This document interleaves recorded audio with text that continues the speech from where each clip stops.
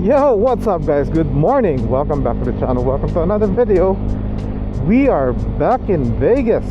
Yeah, boy. Bieber Gaming tayo this morning. May errand lang ako na kailangan ko tapusin dito sa USPS. That's our postal services here in Vegas. Nawala kasi ni Airpat yung susi ng aming mailbox, kaya kailangan ko mag-order ng bago. And then, let's go see Pogi World. Yun din ang dahilan kung bakit ang Vespa ang gamit natin, kasi I think it's more than 3 months or 4 months na 4 months na kailangan i-oil change tong si Bieber.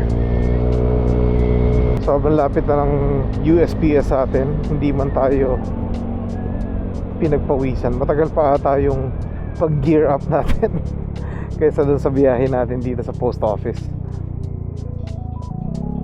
Sana hindi ganun karami yung tao para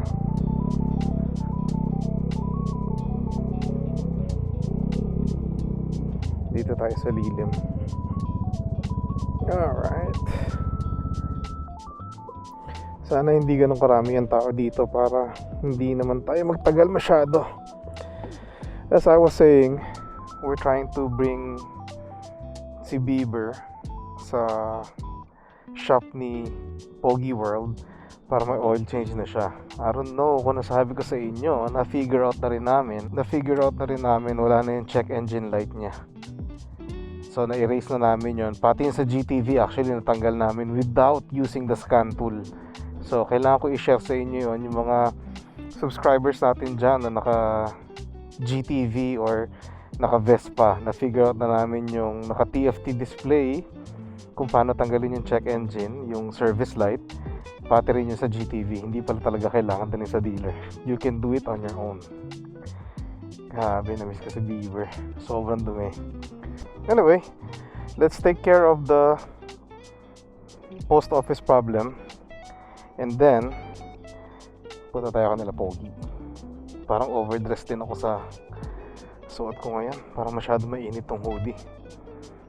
Magpapalit yata tayo since malapit lang naman sa bahay. Alright, we'll see you guys in a bit. We'll continue this.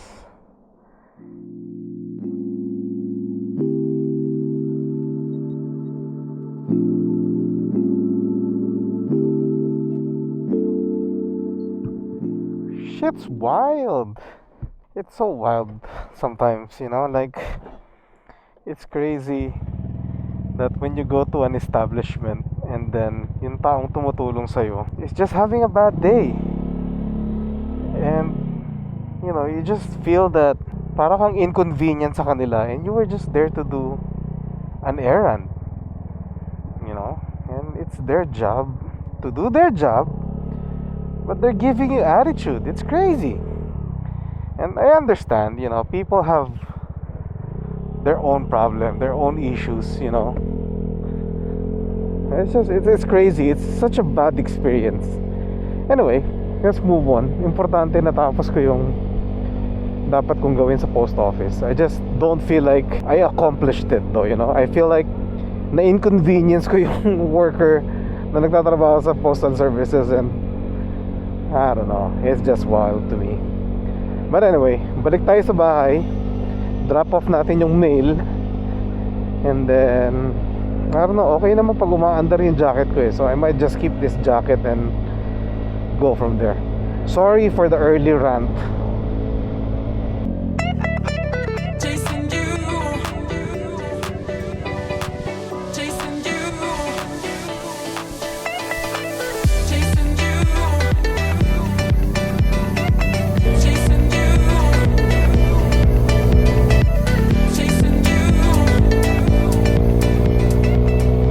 So kakabalik lang pala natin sa vacation. We went to Hawaii. Spent tayo ng 3 days sa Oahu and 5 days sa Kauai Island. First time namin ni Mrs. We celebrated our 4th year wedding anniversary, and it was time for a break. It's been a while kasi siya parang yung last vacation niya was 6-7 months ago. Yung akin was 7-8 months ago. Umuwi kasi kami pareho sa Pilipinas pero magkahiwalay. So technically, yung bakasyon na kaming dalawa lang, wow, it's like 17 months ago. Kasi May of 2024 nung nag-Mexico kami. October of 2025 na. So ngayon lang kami nagbakasyon uli ng sabay. It's crazy how time just flows by just like that. Kasi 4 years ago, we got married in Hawaii sa Oahu. So binalikan namin yung venue. Doon kami nag-dinner nung anniversary day mismo namin. And it was just nice to see the place again. You know, it was as if it was still the, you know, yung wedding namin parang kahapon lang nangyari. Wow! Ganda ng accord ni Lola. Lowered. Gangsta. Dami ng happening since nung huling nag-Vespa talaga tayo. Parang yung mga friends natin sa Pilipinas, sila Johnny, sila Mr. Soprano, si BSR. Parang ang dami na nangyari. BSR is already back in the Philippines ng 6 na buwan kasi halos sabay kami bumalik ng US. Ngayon nakabalik na uli siya sa Pilipinas. Hindi pa siya masyado nagbumotor, or at least hindi niya pa nisi-share yung mga pag-Vespa niya tsaka yung pagbumotor niya ng kanyang BMW. Si Johnny, DJ DLS, obviously nakakuha na siya ng bagong motor, naka-Cab Pro siya. Bihira na nagagamit si Vespa, tapos iniisip pa yatang ibenta. Wag naman.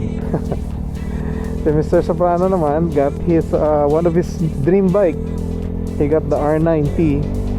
Pero it took some sacrifices. Parang binenta niya yung Scrambler niya, Ducati Scrambler. Binenta rin niya yung Vespa 150 Sprint Racing 60s niya. So shout out to my friends in the Philippines, DJ DLS Group, Mr. Soprano, Johnny. Hope you guys are doing well. Can't wait na makaride kayo uli. Hopefully soon makauwi kami uli, makapag-ride tayo again. This time no more surprises para makapagplano naman tayo. Pero minsan kasi nakakatakot sa plano, yung pa yung hindi natutuloy pag nakaplano. Minsan yung biglaan mas maganda pa.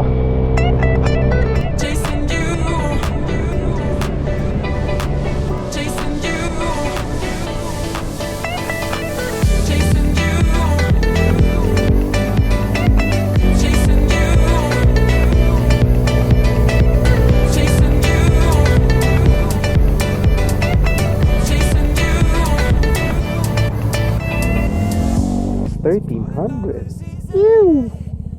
Hindi tayo nagsabi kay Pogi na darating tayo eh. Kaya sana nandito siya. Pag wala, oh well, at least nakapag-ride tayo, di ba? So text natin si Homeboy.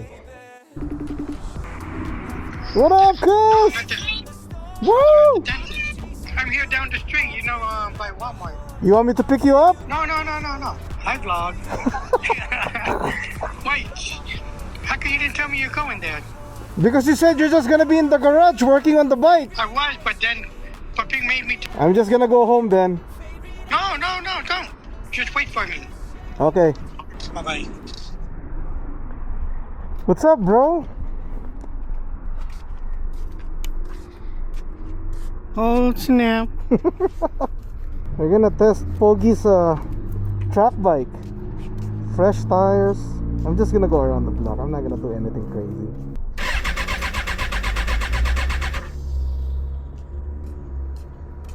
No starter, bro. Huh? Oh, never mind.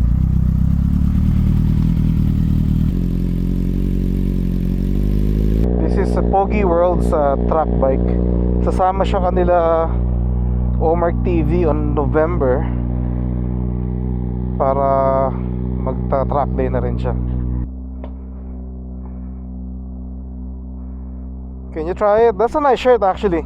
I bought one for myself, but I know you like green. Thank you. Yes, sir. Ikot lang tayo dyan sa likod. Damn, this is a 600. Oh shit, ano ba yan? Yung clutch.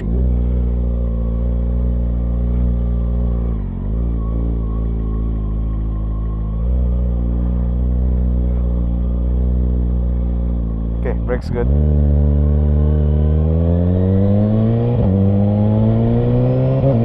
Ah! Naka-quick shifter pala siya. Wow!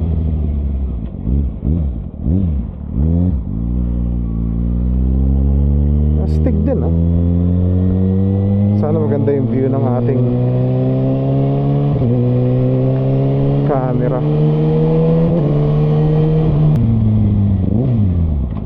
Bago gulong na ito eh, kaya hindi mo ito pwedeng paglaruan. I just wanna feel it.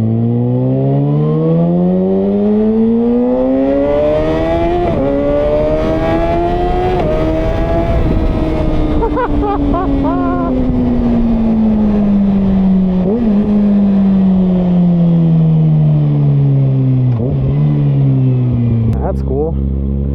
Sport bike.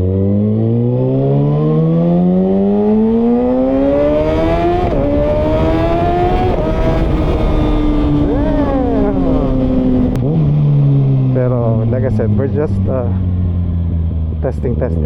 Balik na natin. Nararamdaman ko na agad yung ngawit sa kamay kasi sports o ano nga siya, sports bike oriented yung seating position niya.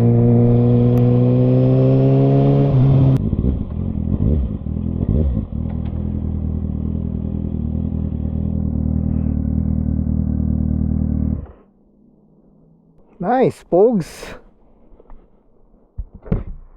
Ayos din ah, 636.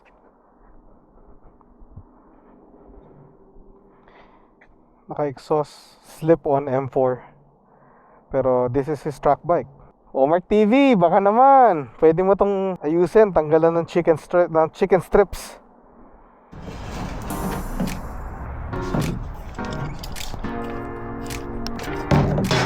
That's actually still clean.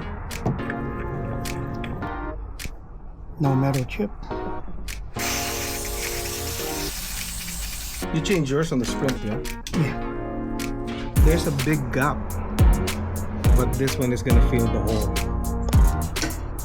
Mark? Yeah. No more gap. Look at that.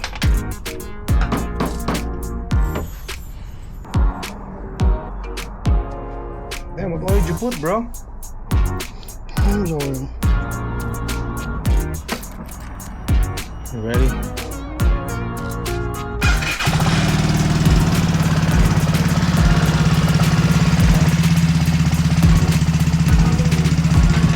It's even hard to read that.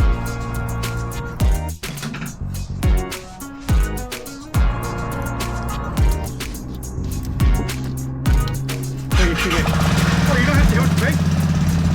It's not like leaking. You gotta check their pressure to get through it unless you have a way to just.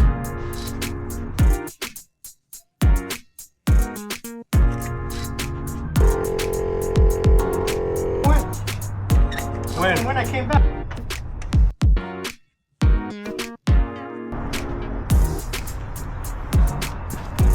I gotta follow you, brother, because I don't know where to go. Really? I kind of Okay. know, but I want to see you on the vlog. You know what I mean? No. Yee, we're out and about. Woo!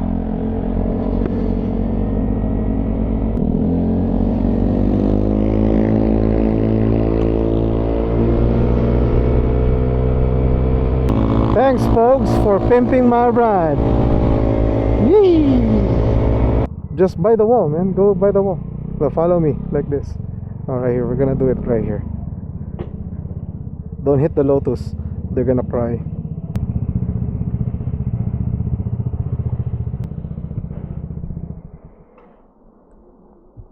Let's go.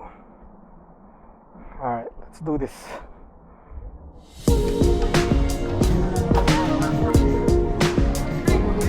Big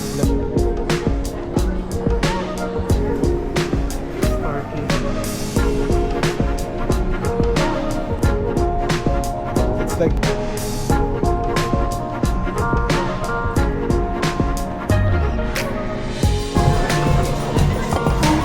you got the BB box. I got the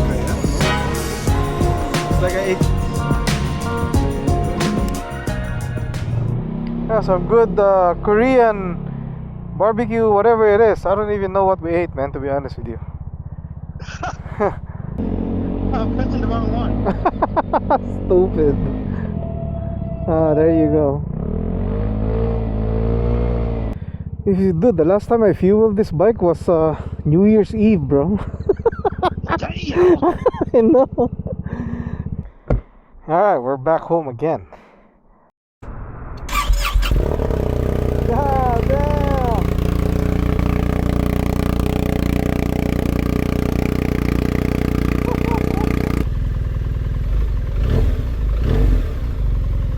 Backup camera. Pinalitan ni Mr. Foggy World yung mid-pipe ng GS1300 niya. Wow, it's loud now.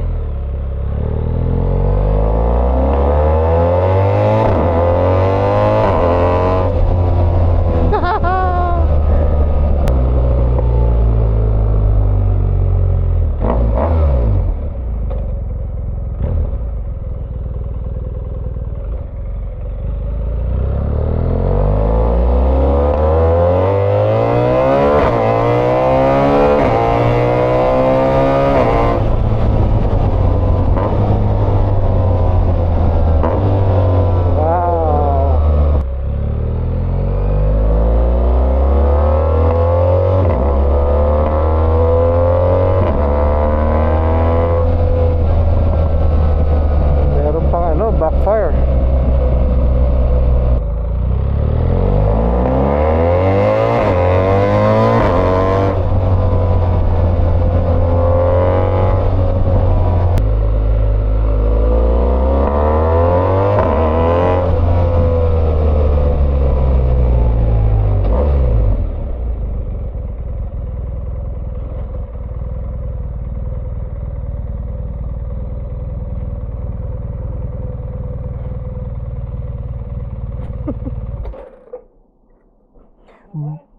This shit's loud. Yeah. Oh, it looks nice too. That's the mid pipe.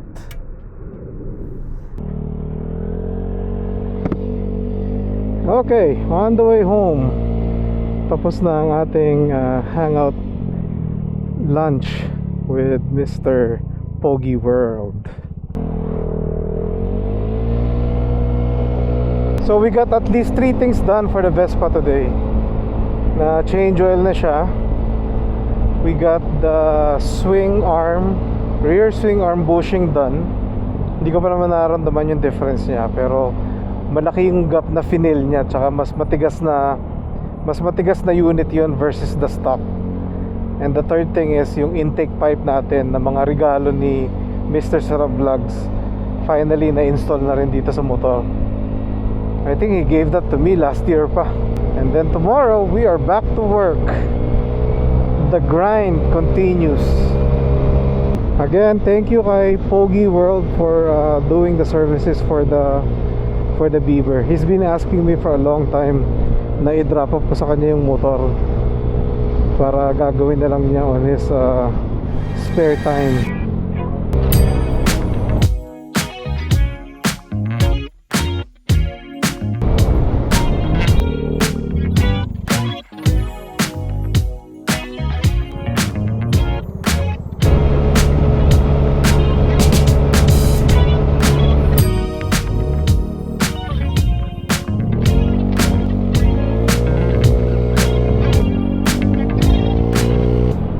Gas na rin siguro tayo para at least we got 4 things done for the Beebs. Okay, Apaw serye again in the making. Alang-alang sa Apaw serye.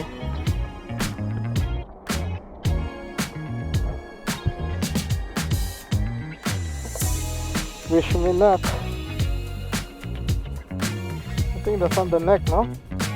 Tiny Apaw, first of the year. It's probably the last. Okay, 1.793. Yan na, sakto on top of the neck. At least ito andar. Hindi kagaya ng Cab Pro ni Johnny. Pagka punong-puno, ayaw mag-start. Vespa for life, baby. Joke lang. Hello. Alright, we got the goods. Feeling pagod pa kasi ako sa biyahe kahapon galing sa Hawaii. Energy. Diyan pa rin sa loob. We're good to go. Let's go home. Kanina pala doon sa bahay ni Pogi, hindi lang yung BMW 1300 yun na testing natin. Na-testing ko rin pala yung FD RX-7. Ayos din. Kaso hindi ko siya na-film ng 16:9. Ang pagka-film ko sa kanya, nakatayo yung cellphone. Kasi yung tropa natin sa California, nag-aasaran kami tungkol sa mga kotse. Nangako ako sa kanya na when I get back to Vegas, I'm gonna go to Pogi and actually film the RX-7 kasi akala niya hindi pa umaandar yung auto, and he doesn't believe me na it's been running for almost 2 years now actually. So yan, ito yung testing natin. Yo, Charlie, what's up, bro? Promise is a promise. I'm back in Vegas, and the FD is right here. Let's see if it's gonna start.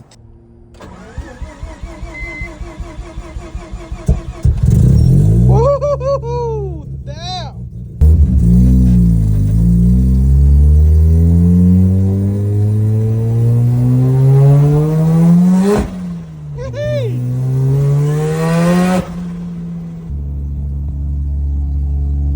I ain't lying, bro. It's running. And it's strong. Rotor is fun.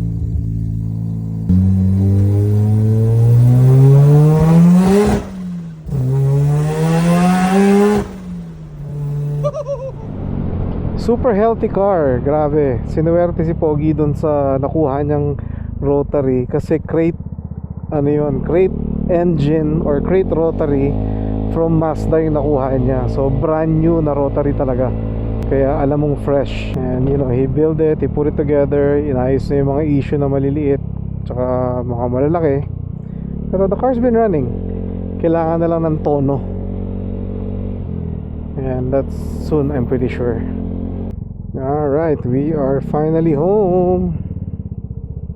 And I'm glad that we're able to use and do the services for the Bieber. And again, I want to thank Pogi World for taking care of the bike. Like I said, nagawa niya yung oil change, yung filter, pinalitan din yung intake piping, and kinabit yung swing arm bushing na mas mas solid. Hindi ko naman naramdaman yung difference. And napuno natin yung tangke niya na hindi umapaw. So until then, maraming salamat. We'll see you guys on the next one. God bless and be a blessing to one another. Peace.